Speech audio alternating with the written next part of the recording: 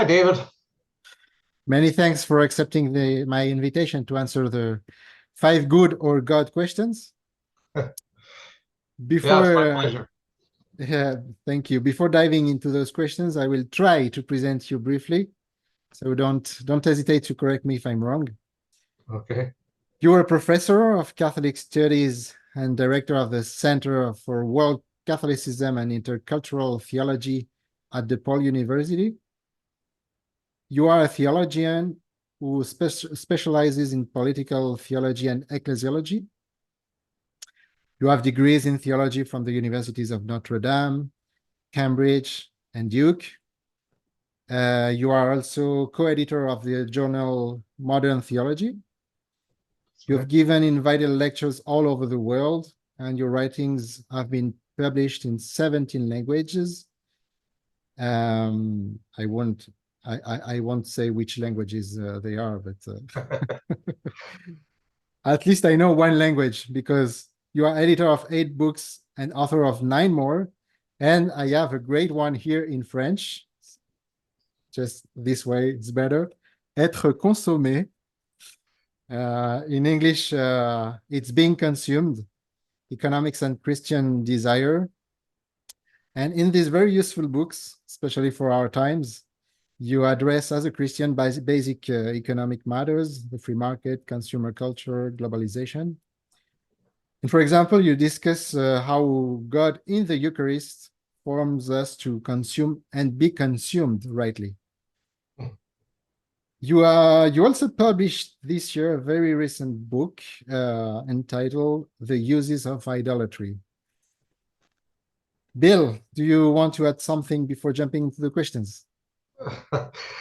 No, thanks. That was a fine introduction. Great. Let's go. First question. Does life have a meaning or a purpose? Right.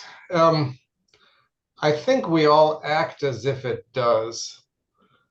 And so it seems to me, the more I think about these matters and just the more I observe human behavior, it seems to me like we're all looking for transcendence in one form or another. Um, and the only real question uh, is there something out there that corresponds to that search? I think somebody like Jean-Paul Sartre would agree that we're all kind of searching for transcendence, and the big joke of the universe is that there is nothing out there. Um, and so we kind of invent our own purpose and invent our own meanings the best that we can. I think that there is something out there. I think that the reason that we're all searching for something beyond the immediate and the obvious is that there's something out there. The reason that we have this God-shaped hole in our hearts is that there's an actual God out there who loves us and wants us to encounter something.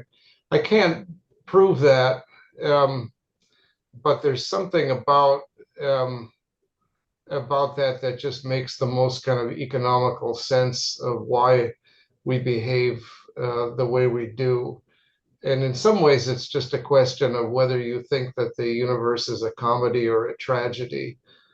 A comedy in the sense, not necessarily of something being funny, but with a something with a kind of happy ending, or if there's not, if there, that it's just is it a comedy or is it a joke? Mm. And I tend to think it's a comedy. And one of the reasons I guess I am inclined to think that it's a comedy is is that it is funny. That there is something about just the human foibles that indicate that despite all of our stupidity, there's a kind of love that's on the other side that can put up with us. Thank you, Bill. I think we will have the occasion to talk about the other side in the third question. But before that, second question, you already named it in your intervention, but now let's say more about it. Second question, God for you is? Love. It's a pretty boring answer. No, I bet. And it's a pretty standard sort of answer. It's a biblical answer. God is love. But that's what I found myself saying, at my brother's funeral, for example, that the question we have to ask ourselves is love an illusion? Is love just a trick that our genes are playing on us, or is love real? Is there something? Does love have the final word instead of death? And people answer that both ways.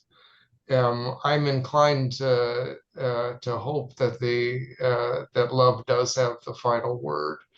That the reason that we all love each other, that we all love something or somebody, is that's what's out there. That's kind of at the basis of the universe, is a God who is love and not just a kind of indifference. And so that's where I go when I think about God. Would you say that God is love or God is the lover, the ultimate lover? Both, right? Okay. Yeah. According to Richard of St. Victor, the great medieval theologian, God, the Trinity is the lover and the beloved and the love that Exactly. passes between them, right? Mm. And so there is no kind of subject object dualism, right? That the idea that God is love kind of encompasses, kind of goes beyond that sort of idea that God is a big guy up in the sky, a big white man with a white beard. We get that idea from Michelangelo in the Sistine Chapel. Yeah. God is a big old white guy with a white beard. And then you get into all sorts of absurdities when you think about God as a big guy. Um, but the idea that God is love kind of helps us, I think, unimagine God as just being a big guy up in the sky who judges us. And God is the lover, but God is also the beloved, and God is the love that encompasses them.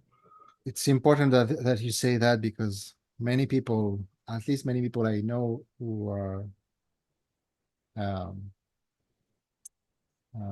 who don't believe in God and who are not Christian or Catholic, they tend to say, "Okay, I don't believe in the Christian God of this man in the sky," and so on, as if all Christians believe that. It's interesting to have a Christian who say, "No, it's not that."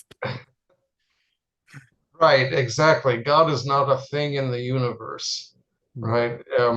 And I think that's a lot of the critiques, a lot of the kind of atheist critiques of Christianity and other religions assume that what we believe is that God is a big man Yeah. out there somewhere, or a thing in the universe, and God is not a thing in the universe.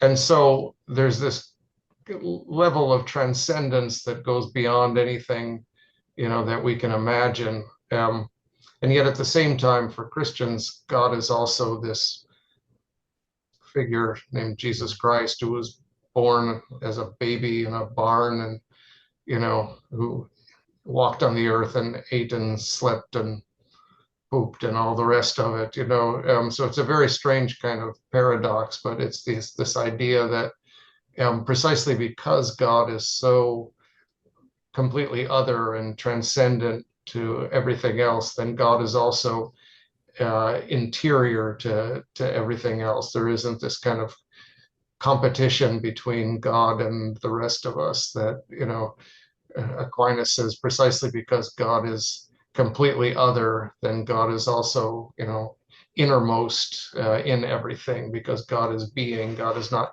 a being out there, but God is being itself. And it can be consumed.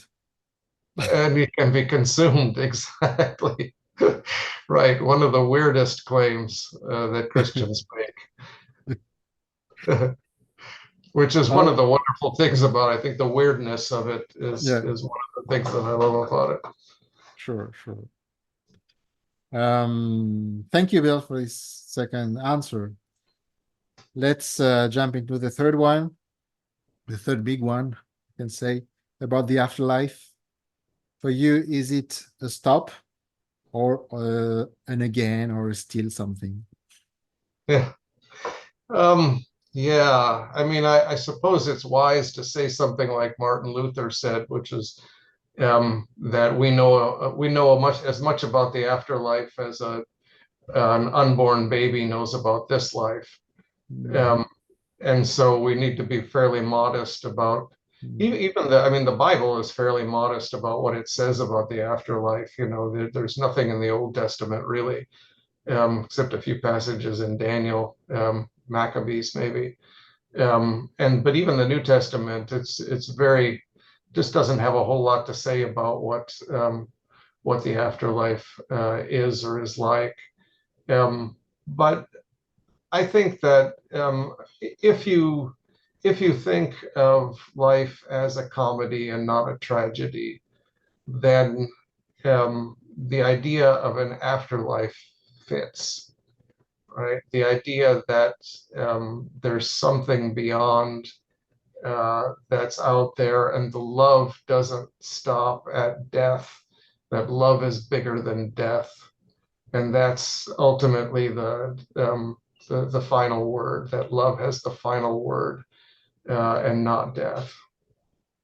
And this love would be an active love and not a passive love, because I heard some people also, especially some Christians, I think, maybe more in the Protestant world, um, that yeah, there is still love, but it's love like you will be remembered by the people who are still alive, So Yeah, yeah. If that's all there is to it, then then it seems more like a tragedy than a comedy, right? hmm, If it depends on people remembering me, then or remembering anybody else, I forget so many things every day that I mean, yeah, I would hope that it doesn't just depend on something as transitory as people remembering us. yeah.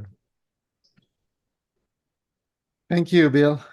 Very concise answer, but very straight to the point. I like that. Um, the two last questions more are quite lighter, we can say. The fourth question: a spiritual character who inspired you. Oh, right. Can I pick two? Sure. Okay. I think the biggest hero or heroine that I have in the faith is Dorothy Day. Hmm. Um, you know, Yeah. famous story, layperson, um, not a believer, grew up without much uh, instruction or, participation in the Christian faith. Um, and through a series of events, um, became, went from being a leftist activist to being a Catholic activist. In some mysterious way, was drawn to the Catholic Church, and I think it's because she found God amongst the poor and the suffering, and she dedicated her life to them, and was so deeply radical politically and economically, and deeply faithful in her grasp of the Christian faith and her attempt to treat everyone as if they were Christ. That Christ appears to us in the guise of the poor and the sick and the imprisoned and so on. And so I find her a daunting figure because I don't live my life like she did, except in little bits and pieces. Neither do I, Right. unfortunately. Few of us do. But uh, but I don't want to dismiss her either by calling her a saint. That was her famous line, "Don't call me a saint. I don't want to be dismissed that easily." She did want to be a saint, I think, but she didn't want the rest of us to put her on a pedestal and therefore excuse ourselves from having to act like that, act like a Christian. So she is the challenging figure. The other figure is a very different one. I'm thinking of the whiskey priest in Graham Greene's novel, The Power and the Glory. He's a very flawed figure and not a hero at all. He's the last priest in a state of Mexico where the church has been outlawed, and he goes from village to village saying mass for people, but mostly out of pride and, you know, laziness and um, fear of what getting caught would mean and things like that. So a very flawed kind of alcoholic who fathered a child with a parishioner and so on. But there's something about the presence of God even in deeply flawed characters like that that gives me hope that God could even work in somebody like me. And so the idea of ex opere operato, the idea that God shows up in the Eucharist, even if no matter how rotten the priest and all of the rest of us are, is a deeply kind of hopeful sort of message for someone like me as well. So that, yeah, even our virtues are burned away in the love of God, both our vices and our virtues. And that I find a really kind of hopeful thing. It's interesting because you answered already the last question in this fourth one. Because Oh yeah, I did, didn't I? but let's try it anyway. The last Well, you question. asked for a character now Yeah. instead of a book. Last question's Now, about yeah, books, right? exactly. But I already noted the book because I didn't know the book were quoting in the last question. But yeah, let's now tell me a book and or a movie if you want also to recommend to your best friend who might be quite lost in these questions. I am right just about 10 pages from the end of John Fosse's book, Septology, right now. He is the Norwegian writer who just won the Nobel Prize, the most recent Nobel Prize for literature. And it's this beautiful novel kind of told in stream of consciousness by the main character who is an artist. And he's an artist and also a Catholic of sorts. And he has these beautiful reflections on what it means to like on identity and so on, and about art and the kind of vision that he has of God in things that cause him to be an artist. He talks about kind of having to paint out the images, get them out of his head by putting them into the world. But there's all of this beautiful stuff about how God and the divine are found in darkness, in these spaces, and it's a very gentle and beautiful and moving and very undogmatic kind of meditation about finding God in things, finding the divine in things. And I recommend that. It's not an easy read. It's a fairly long, it's 600 and some pages long. Yeah. But it's this beautiful meditation about art and the divine and life and memory. And so I would recommend that. For a more, if I'm going to cheat and do two books again, sorry. But, With great pleasure.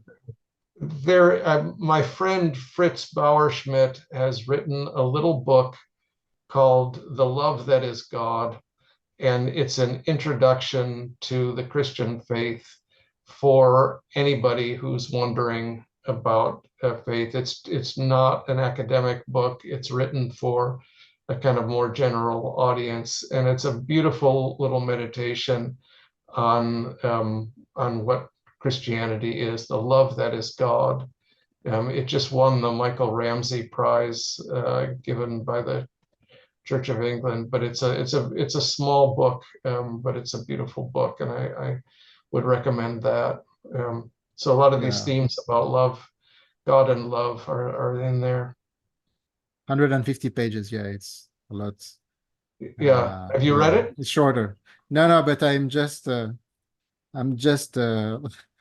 selecting it in Amazon for my own lecture list, my own reading list. Okay. Don't buy it from Amazon though. Yeah, I know. Amazon's that, evil. I knew that you would tell me that. But I'm not a saint right now, and yeah, it's my I'm still too addicted to Amazon, but yeah, I know that I will have to get rid of it. There's lots of other places. I will have to read again this book to get rid of Amazon, but all right. The next, you had another one, right? No, that was it. So I said John Foss's book Septology and Fritz Bauerschmidt, The Love That Is God. And a movie or not? Movie. Silence by Martin Scorsese. It's an adaptation of Shusaku Endo's novel Silence, great Japanese Catholic novelist, and a beautiful adaptation of the book. One of the great novels of all time, I think. Thank you so much, Bill, for your time, for all these great answers. I hope that my French audience will appreciate. And sorry, it's not in French, but I hope to translate it in French one day, because it's a lot of time to do it. But yeah. Well, I'm sorry that I don't speak French. I am actually trying to learn French now, doing a small lesson every day. So maybe someday before I die, I'll be able to have this conversation in French. Great. Could you see bye-bye in French, at least? Au revoir. Au revoir. À bientôt. Au revoir. Thank you so much. Thank you so much. Thank you.